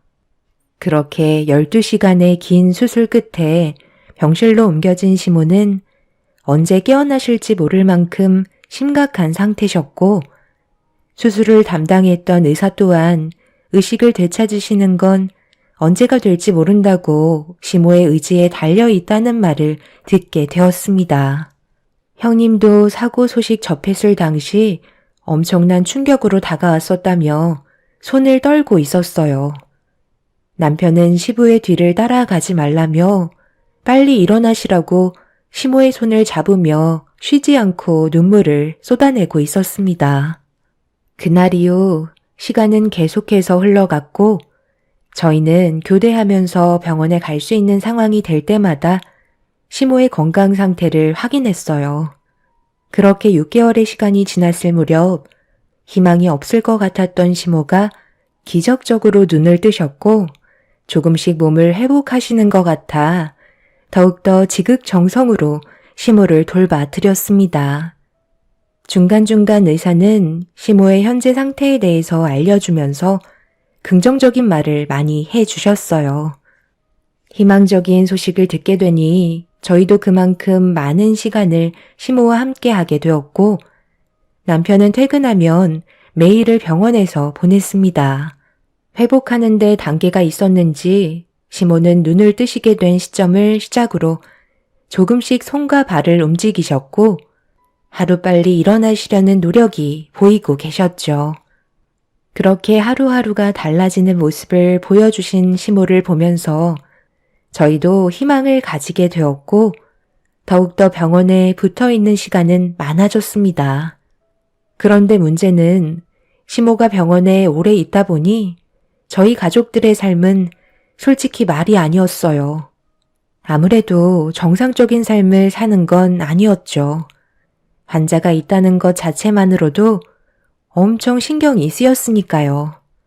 그런데 시모가 건강을 되찾아 가시면서부터 형님 내에는 병원을 방문하는 횟수가 조금씩 줄어들기 시작했고 점점 여러 가지 핑계를 대더니 2, 3일에 병원을 찾던 형님 내외는 언제부터인가 한 달에 한 번도 보기 힘들 정도로 병원을 찾아오지 않았어요. 남편은 상당히 예민해져 있는 상태였기 때문에 형님 내외의 행동들을 이해할 수 없었고 결국 병원에 방문했을 때 그 기회를 놓치지 않았죠. 남편이 시모가 입원을 하신 시점부터 계속해서 쌓아두었던 감정을 폭발시키게 되었습니다. 처음에는 병원도 자주 오더니 이제는 어느 정도 적응이 돼서 병원을 오지 않는 거야? 엄마 건강 상태를 항상 체크해야지. 네가 있는데 좁아터진 병실에 우리까지 와서 뭐해? 깨어난 거 봤으니까 앞으로 문제없이 일어나시겠지? 우리는 거리가 있어서 여기까지 오는 건 쉽지 않잖아요. 꼭 그렇게까지 해야 되겠어요? 병원을 의무적으로 올 필요는 없다고 생각하는데요. 어차피 의사도 긍정적으로 답해줬고 시간 지나면 어차피 퇴원하실 텐데 그럼 크게 걱정할 필요는 없는 거잖아요. 각자 삶이 바쁜데 모든 걸 어머님한테 맞춰서 살아갈 수는 없는 거라고요. 서방님이랑 동서 사이에 아직 아이가 없다 보니까 저희 입장을 이해 못 해주는 것도 있는 거예요. 자식을 키워봤어야 알 수 있는 것들도 있는 거라고요. 제가 지금 이해 못한다고 그랬어요? 최소한 주말에는 올 수 있는 거 아닌가요? 놀러 다닐 거 다 다니면서 정작 언제 얼굴 볼 수 있냐고 물어보면 일 핑계만 대지 병원에 오는 건 생각조차 하지 않고 있잖아요. 그러니 저희가 기분이 좋겠어요? 하루 이틀도 아니고 언제 태어나실지도 모르는데 계속해서 저희만 지속적으로 희생하는 건 불만이 나을 수밖에 없는 거죠. 계속해서 안 좋은 말을 늘어놓으니까 오늘도 억지로 온 거잖아요. 제 말이 틀렸어요? 지금 너희 형수한테 그게 무슨 말버릇이야? 아무리 네가 기분 나쁜 것들이 있다 해도 좋게 대화로 풀어나갈 수 있는 건데 지금 하는 꼴은 우리랑 싸우자는 것밖에 더 돼? 어찌됐든 네가 원하는 대로 우리가 움직일 수는 없으니까 그렇게 알고 있어. 거리가 가까운 네가 그 정도도 못 해주는 게 가족이야? 상황에 맞게 도와주면 되는 거 아니야. 괜히 이런 일로 서로 감정 소모하지 말자. 동서가 많이 힘들어한다는 거 나도 서방님한테 들었지만 결혼한 지 얼마 되지 않았으면 어느 정도 희생할 수는 있잖아. 며느리로 들어왔으면 이 정도는 아무것도 아니야. 앞으로 더 많은 일들이 생길 거라고. 어머님 수발되는 것쯤은 기본적으로 해야 되는 거라고. 동서 오기 전에 나는 안 한 줄 알아? 어머님이 시키는 거 뭐든 했고 내 시간은 거의 있지도 않았어. 형님은 그동안 시모를 모시면서 쌓였던 불만들에 대해 꺼내놓기 시작했어요. 저희가 형님 내외를 이해 못하는 건 아니었습니다. 저희보다 병원에서 1시간 정도 거리가 있었기 때문에 최대한 이해해 주려고 했었어요. 그런데 대놓고 신경 쓰지 않는 건 문제가 있다 생각했던 거였죠. 정말 시간이 없으면 말을 하지 않겠는데 심각한 분위기인 거 알면서 놀러 다닐 건 다 다니고 정작 병원에서 잠깐 얼굴 좀 보자고 하면 꺼려하는 형님네가 결국 불만으로 다가오게 된 거였어요. 남편도 참다 터져버린 감정이라 좋은 말이 나갈 수는 없었어요. 시숙과 서로 얼굴을 붉히며 시모 옆에서 온갖 막말을 뱉어대는 게 보기 좋지 않았고 신경도 많이 쓰여서 자리를 옮겨서 대화하는 게 좋을 것 같다고 병실 밖으로 내보내려 하는 순간 시모의 목소리가 들려오기 시작했어요. 몇 달 만에 처음으로 뱉은 한마디는 저희 보고 그만하라는 말씀이셨습니다. 정확한 발음은 아니었지만 그래도 확실하게 무슨 말을 하시는지는 알 수 있었어요. 시모의 한마디로 점점 심각해지던 상황은 정리가 되었습니다. 어눌하신 발음으로 시모는 힘들게 한마디씩 뱉으셨고 저희가 싸우는 모습에 눈물을 보이셨습니다. 형님 내외는 안 좋아진 감정 탓이었는지 나중에 다시 오겠다며 병실 문을 박차고 나가버렸어요. 저희 부부는 시모를 진정시켜드리면서 곁에 머물러 있었고 형님 내외는 한바탕 난리를 치고 갔음에도 크게 달라진 모습을 전혀 보여주지 않았죠. 본인들이 오고 싶을 때 어쩌다가 상황 좀 살피려고 오는 것 말곤 병원엔 아예 오지 않았습니다. 그런 시간들이 지속되다 보니 저희도 그냥 그러려니 하면서 시모의 건강 상태만 살펴드렸어요. 이런 삶을 1년 정도 지속을 하게 되다 보니 저희도 점점 지쳐가고 있었는데 병원에서는 갑자기 퇴원을 권장했습니다. 연세가 많으시다 보니 회복하는 것도 더디긴 하지만 병원에 입원해 있을 만큼은 아니라며 통원 치료를 하는 게 좋을 것 같다는 판단에 저희는 시모를 집으로 모시게 되었어요. 1년 동안 재활에 제일 많이 신경 쓴 부분은 말하는 부분이었는데요. 사고로 인한 후유장애가 안면 쪽에도 있어서 최대한 많이 움직여줘야 얼굴의 근육들이 다시 살아날 수가 있었어요.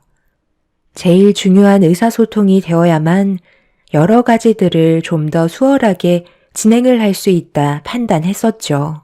그리고 원래의 집으로 돌아오신 시모를 돌봐드려야 하는 상황이 생긴 터라 간병해 주시는 분을 모시긴 했지만 저희 부부가 최대한 옆에 있어드려야 할 것 같다고 판단했는지 저에게 조심스럽게 부탁을 했어요.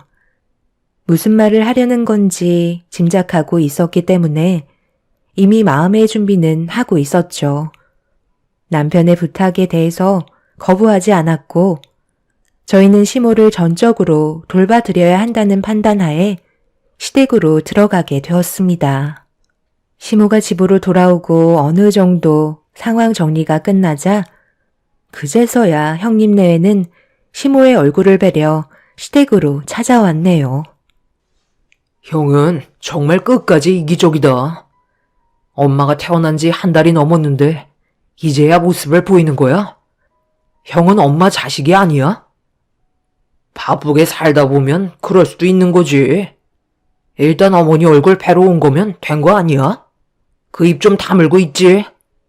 내가 너를 보러 온 것도 아니고 어머니 얼굴 좀 뵈러 온 건데 왜 네가 잔소리인 건데? 한 번만 더 형한테 대들면 나도 그냥 넘어가진 않을 거다. 가만히 있으니까 적당이라는 게 없어. 오래간만에 얼굴 보는 만큼 그냥 조용히 넘어가자. 동서, 그동안 고생 좀 많이 했나 봐. 얼굴살이 아주 쏙 빠졌네. 사람 하나 돌보는 게 쉬운 문제는 아니지? 어머님, 저희 왔어요. 그간 잘 지내셨어요? 요즘 일이 너무 바빠서 시간을 내기가 쉽지 않더라고요. 서운하신 건 아니시죠? 뭐 하러 왔어? 그냥 너희들 할 거 하면서 살면 되는 거지. 많이 바쁜데 억지로 올 필요는 없다. 나는 하루하루 좋아지고 있으니까 걱정하지 말고 간간히 생각날 때 얼굴이나 비추면 그걸로 된 거다.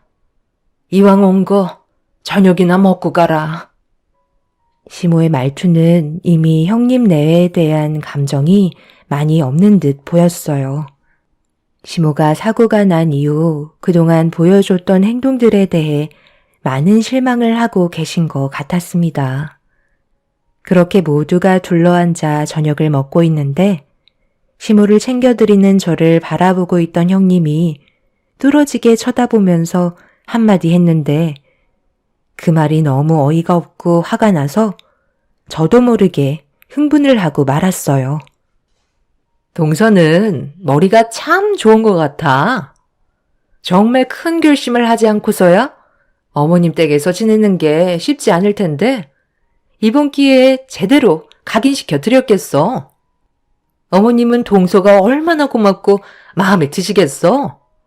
결혼한 지 이제 1년 지났는데 친엄마처럼 옆에서 온갖 수발 다 들어주고 있잖아. 동서네 부모님들께서 이렇게까지 하는 거 알고는 계시지? 어떻게 보면 안쓰럽기도 하는데 반대로 생각하면 이번 기회에 제대로 한 건 하려는 게 내 눈엔 딱 보이거든. 어머님께서 살고 계신 이 집을 중심으로 주변 집값이 상당히 많이 오르고 있는데 혹시 그거 알고 들어온 거야? 이런 의심하고 싶지 않은데 조금의 고민도 하지 않고 어머님을 보살펴 드리겠다고 들어온 걸 보면 이 집을 동서의 소유로 만들려는 계획 아니야? 솔직히 내가 이런 말 하는 거 서운하게 생각하지 않았으면 좋겠어. 누가 봐도 동서가 그런 식으로 행동하려는 게 보인다니까? 그래서 이참에 궁금해서 물어본 거야. 내 입장에서는 아무리 많은 돈을 준다 해도 누구를 보살펴 드릴 수 없을 것 같거든. 그에 따른 스트레스가 내 몸을 망치는데 돈이 중요하겠어? 그런데 동서를 보면 항상 돈을 따라가는 것 같아서. 이건 정말 내 개인적인 생각이야. 지금 이 집 시세가 한 20억 정도 잡혀 있는 걸로 아는데 어머님이 언제까지 사실지 아무도 모르잖아? 너무 돈을 쫓아가려 하지 마. 어차피 이 집은 동서의 소유가 될 수 없다는 거 알지? 재산이란 모두 공평하게 나눠야 하는 거라고. 나중에 동서가 어머님을 보살펴 드렸다는 게 어느 정도 플러스 요인이 되겠지. 하지만 그 금액이 크진 않다는 거야. 왠 줄 알아?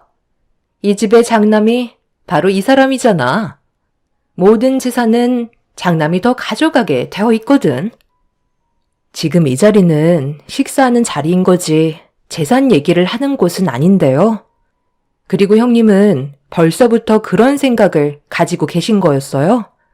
저는 정말 조금도 그런 생각을 해본 적이 없었는데 돈에 대한 집착이 저보다 형님이 더 큰 것 같은데요. 제가 여기에서 어머님 보살펴 드리고 있으니까 이 집이 저희 부부의 소유가 될까봐 엄청 불안하신가 봐요. 그럼 형님이 들어오셔서 어머님 보살펴 드리면 되잖아요. 저는 지금까지 스트레스 받은 적 한 번도 없고 아주 잘 지내고 있어요. 오히려 형님이 오셔서 스트레스를 받고 있는 거죠. 식사 다 하셨으면 이만 일어나실까요? 저희도 일찍 정리하고 쉬어야 하거든요. 어머님 다 드셨으면 방으로 모셔드릴게요. 당신은 아주버님이랑 형님 배웅해 드려. 가시는 건 못 볼 것 같아요. 그럼 살펴가세요. 저는 휠체어에 앉아 계신 시모를 방으로 모셔다 드렸어요. 형님은 저의 거침없는 모습을 보곤 당황했는지 얼굴 표정이 일그러지고 있었습니다. 결국 형님은 참지 못하고 시모의 방으로 들어와선 자기한테 버릇없는 모습을 보인 점에 대해 그냥 넘어가지 않을 거라며 한바탕 소란을 피운 뒤 집으로 돌아갔어요.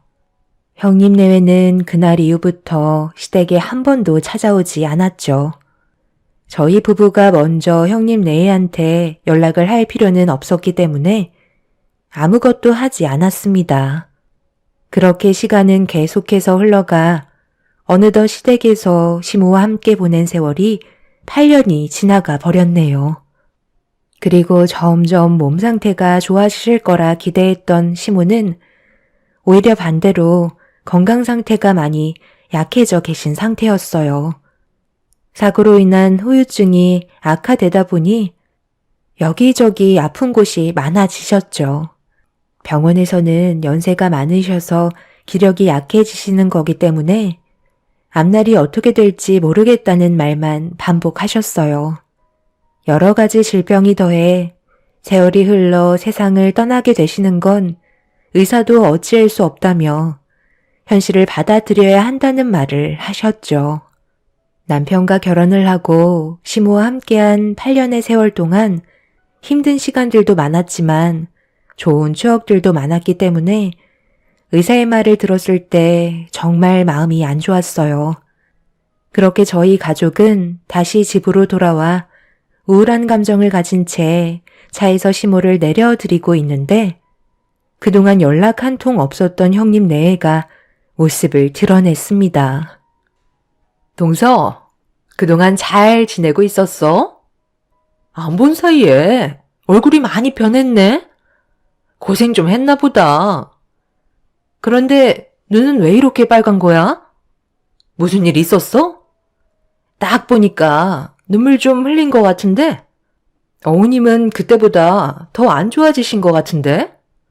병원에서 안 좋은 말이라도 들었나? 여긴 뭐하러 오셨어요? 저희랑 얼굴 볼 일 없지 않나요? 할 말 없으니까 들어오지 마세요. 지금은 별로 대화하고 싶지 않아서요. 동서가 뭘 착각하고 있는 것 같은데? 내가 지금 동서 얼굴 보려고 몇 년 만에 나타난 것 같아? 우리는 어머님 뵈러 온 거야. 어머님, 잘 지내고 계셨어요? 저희 말 들리세요? 다름이 아니라 이번에 여기 주위 집 값이 상당히 많이 올랐더라고요. 그동안 유심히 지켜보고 있었는데 지금이 타이밍인 것 같았어요. 59억으로 올랐던데요? 그래서 집 문제 때문에 얘기 좀 하려고 찾아온 거예요. 동서, 어머님 귀가 안 들리셔? 왜 내가 말을 하고 있는데도 아무런 반응이 없으신 거야? 초점도 거의 없으신 것 같은데? 이 집을 어떻게 하려고요? 집값이 많이 올랐나 봐요. 그동안 얼굴 한번 안 비치고 놀러만 다니시더니 여기 집은 유심히 지켜보고 있었나 보죠? 형수가 생각하는 방향대로 움직이지 않을 거고 얼굴 마주하고 싶지도 않으니까 그만 돌아가 주세요. 내가 방금 얘기하지 않았나? 우리는 서방님이랑 동서 얼굴 보러 온 거 아니라니까요. 어머님이랑 대화하려고 온 거라고요. 지금 어머님 건강 상태가 안 좋으니까 나중에 다시 오세요. 어머님이 이렇게까지 되실 때까지 형님은 전국 일주 여행 다니셨는데 누가 좋게 봐줄 수 있겠어요? 지금은 어머님이 휴식을 취하셔야 하는 상황이라 괜찮아지셨을 때 다시 오든 하세요. 형님 내외는 저희 부부에게 볼 일이 없다며 강하게 밀치더니 시모를 태운 휠체어를 대신 끌면서 집으로 들어갔어요. 화가 머리끝까지 올라온 남편은 뭐 하는 짓이냐고 소리를 질렀고 결국 시속과 몸을 부딪히게 되는 일까지 발생이 되었습니다. 7년이라는 시간 동안 연락이 없던 형님 내외가 갑자기 찾아온 건 시모가 살고 계신 집값이 가파르게 상승을 해서 서둘러 처분하고 싶은 생각을 가지고 있는 듯 보였습니다. 7년 전까지만 해도 20억이었던 집값이 59억으로 뛰었다고 형님은 집의 명의를 시속으로 옮기려는 계획을 가지고 찾아온 거였어요. 그런데 시모의 건강 상태가 심각해져 있는 모습을 보곤 서둘러 처리하려는 듯 시모와 억지로 대화를 이어나가려는 형님 내의 행동들이 남편을 분노하게 만들었습니다. 시모의 건강 상태에 대해서는 조금도 신경 쓰지 않고 오로지 눈앞에 보이는 돈만 집착을 하고 있었죠. 시모의 건강이 어떤지 한 번도 살피지 않았던 사람들이 돈에 눈이 멀어 난리를 치는 모습을 보니 사람이 아닌 것 같아 보였어요. 중간에서 힘들어 하시던 시모는 형님 내외한테 많이 실망을 했는지 힘겹게 입을 여셨고 형님은 시모의 한마디에 화를 내고 말았습니다. 너희들한테는 10원짜리 하나도 주지 않을 거니? 조금도 기대하지 마라. 얼굴 보고 싶지 않으니까 내 앞에서 사라지지 못해? 어머님, 방금 뭐라고 하셨어요? 지금 10원짜리 하나도 주지 않겠다고 하셨어요? 저희가 뭘 어쨌는데요? 사는 게 바쁘다 보면 그럴 수도 있는 거지. 뭘 그거 가지고 서운해하세요? 뭔가 상당히 착각하고 계신 것 같은데요. 어머님 세상 떠나시면 저희가 두 눈 뜨고 당하기만 할 것 같아요. 법적으로 소송을 걸어서라도 뺏을 수 있는 건 전부 다 가지고 갈 거라고요. 형은 엄마 앞에서 이런 모습을 꼭 보여야 하는 거야? 병원에서 오늘 뭐라고 그랬는지 알아? 엄마가 연세도 있으셔서 사고가 난 이후부터 좀처럼 회복을 하지 못하고 계셨는데 시간이 지날수록 기력이 떨어지다 보니 점점 약해지셔서 건강 상태가 더욱더 안 좋아지셨다고 했소.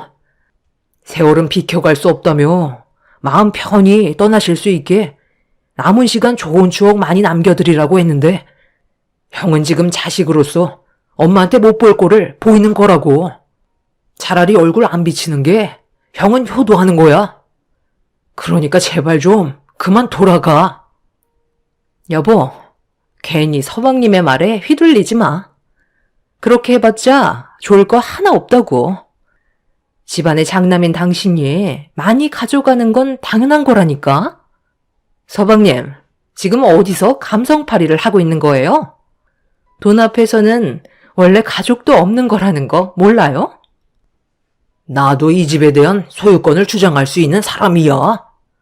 네가 아무리 그런 식으로 말을 해도 나는 조금도 변하는 거 없다. 어머니, 그냥 이 집 저희한테 주고 조용히 세상 떠나시면 되겠어요. 그래야 자식들 간에 얼굴 붉히는 일이 없을 거 아니에요? 저희가 계속 싸우는 모습을 보고 싶으신 건 아니시죠? 편히 눈 감으시려면 저희가 원하는 대로 해주셔야 할 거예요. 무슨 말인지 아시겠어요? 형님 내외는 무조건 시모의 집을 소유하려고 시모의 건강 상태는 안중에도 없었습니다. 남편과 시숙은 온갖 막말을 퍼부으면서 평생 지울 수 없는 상처를 주고받고 있었어요. 결국 일이 이렇게 되다 보니 저 또한 좋은 말이 나갈 수 없었고 집안이 아수라장이 되어가기 시작하자 시모는 그만하라면서 온 힘을 다해 목소리를 높이셨네요. 그리곤 잠시 뒤 충격적인 말을 듣게 되었습니다. 시모는 형님 내외에게 집을 주겠다는 약속을 하셨어요. 남편과 저는 말도 안 된다며 절대 그렇게 하지 말라고 당황해하고 있었습니다. 그 대신 조건이 있다. 이 집을 너희들한테 줄 테니까 나도 바람 좀 세게 해주면 좋겠구나. 작은 애들과는 그동안 함께 보낸 시간이 많지만 너희들과 보낸 시간은 내 몸이 이렇게 되고 난 이후부터 한 번도 없었잖아. 내 마지막 부탁이다. 일주일이라도 좋으니까 너희들이 다니고 있는 전국 일주 나도 좀 데리고 다녀줬으면 좋겠다. 59억의 집을 주겠다는데 이 정도는 해줄 수 있잖아. 어차피 나한테도 남아있는 시간도 많지 않은 것 같은데 너희들 싸우는 것도 보고 싶지 않고 바람 좀 쐬면서 마지막 순간을 맞이하고 싶은데 내 부탁을 들어줄 수 있겠니? 그렇게만 해준다면 이 집을 너희한테 넘겨주도록 하마. 그 정도는 당연히 해드릴 수 있죠. 이 집의 소유가 저희들께 된다는데 그 정도도 못 해드리겠어요? 걱정하지 마세요. 당신도 그렇게 할 수 있잖아. 어머님이 우리와 여행 한번 가보는 게 소원이라고 하시는데 당연히 해드려야지. 안 그래? 엄마는 지금 정상이 아니라고요. 언제 어떻게 될 줄 모르는 몸 상태로 어디를 가시겠다는 거예요? 차라리 저희와 함께 하세요. 형이랑 형수가 뭘 해줄 수 있을 거라 생각하는데요. 오히려 막대할 수도 있다고요. 여행은 저희랑 다닐 수 있잖아요. 오늘이라도 너희들과 함께 생활하고 싶은데 어떻게 생각하니? 그렇게 해줄 수 있는 거지? 그럼 너희 집으로 출발하도록 하자. 남편은 절대 안 된다며 난리를 쳤지만 시모는 저희를 바라보시지 않았어요. 시숙은 남편을 밀치면서 시모를 시숙의 차에 급하게 태워드렸고 형님도 곧장 차로 올라탄 뒤 서둘러 출발을 하려고 분주하게 준비를 하고 있었습니다. 남편은 시숙의 멱살을 잡으면서 절대 못 보낸다고 끝까지 난리를 쳤지만 시모가 남편과 저에게 화를 내면서 큰아들과도 시간을 보내고 싶다며 나중에 전화한다고 버럭 화를 내셨습니다. 시모는 처음으로 저희 부부에게 무서운 얼굴로 화를 내셨고 시모의 그런 모습에 당황한 저희는 더는 아무 말도 하지 못했네요. 결국 시모는 형님 내외의 차를 타고 출발을 하게 되었습니다. 저도 그렇지만 남편도 불안에 떨며 시모와 떨어진 거에 대해 많은 걱정을 하고 있었어요. 시모는 절대로 따라오지 말라며 일주일 뒤에 다시 돌아오겠다는 말을 남긴 채 떠나셨지만 걱정이 너무 많았습니다. 챙겨드려야 할 것들이 상당히 많았는데 형님 내외는 알아서 하겠다며 저희 말은 아예 들을 생각도 없었네요. 결국 시모의 돌발 행동에 당황해서 아무것도 하지 못했던 저희는 다음날 시모께 전화를 했고 시모는 별일 없으셨다는 듯 편하게 전화를 받으셨습니다. 좋은 곳으로 구경하러 가는 중이라며 걱정하지 말라고 전화를 끊으셨어요. 그리고 잠시 뒤 형님한테 문자 한 통이 왔습니다. 함께 여행하면서 찍은 사진들이 몇 장 전송이 되었어요. 그런 모습들을 보면서 조금씩 안심을 하게 되었고 수시로 전화 통화를 하며 안부를 묻던 어느 날 시모는 더 이상 연락하지 말라면서 형님 내외와 함께하는 시간에만 집중하고 싶으시다는 말에 더는 참견하지 않았습니다. 대신 형님과 시숙에게 시모의 건강 상태에 대해 물어보고 있었죠.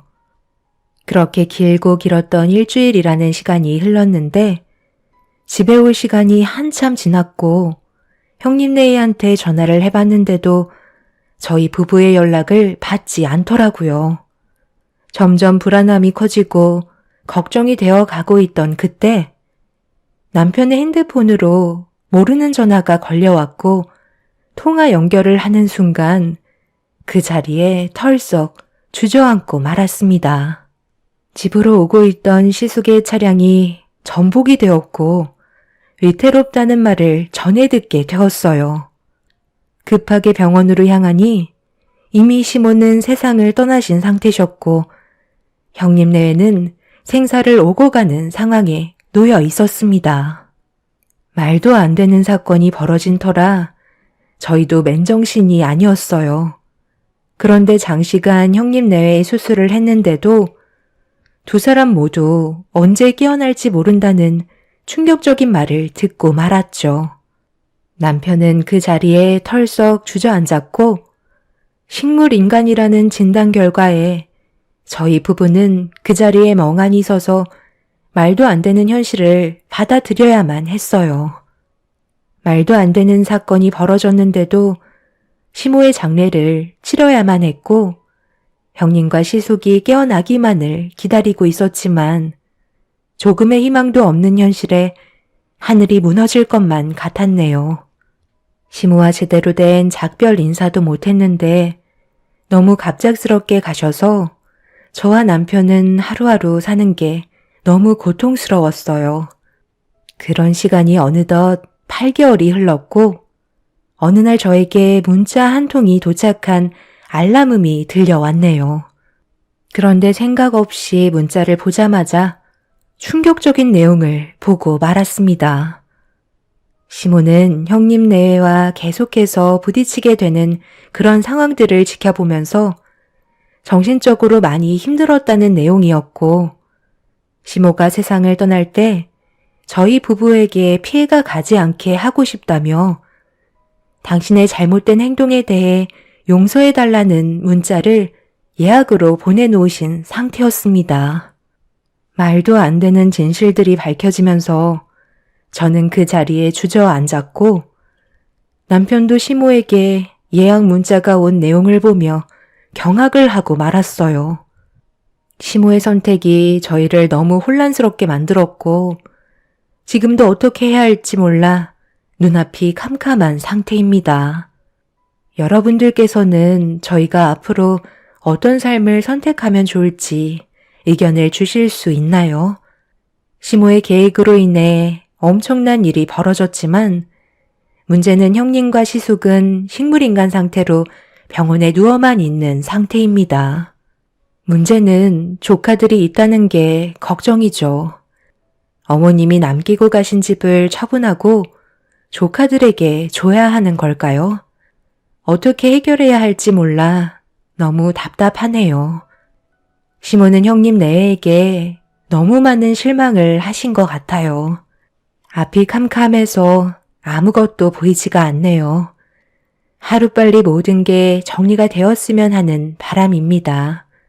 제 사연 들어주신 분들 오늘 하루 행복하시고 언제나 좋은 일만 가득하시길 바랄게요. 감사합니다.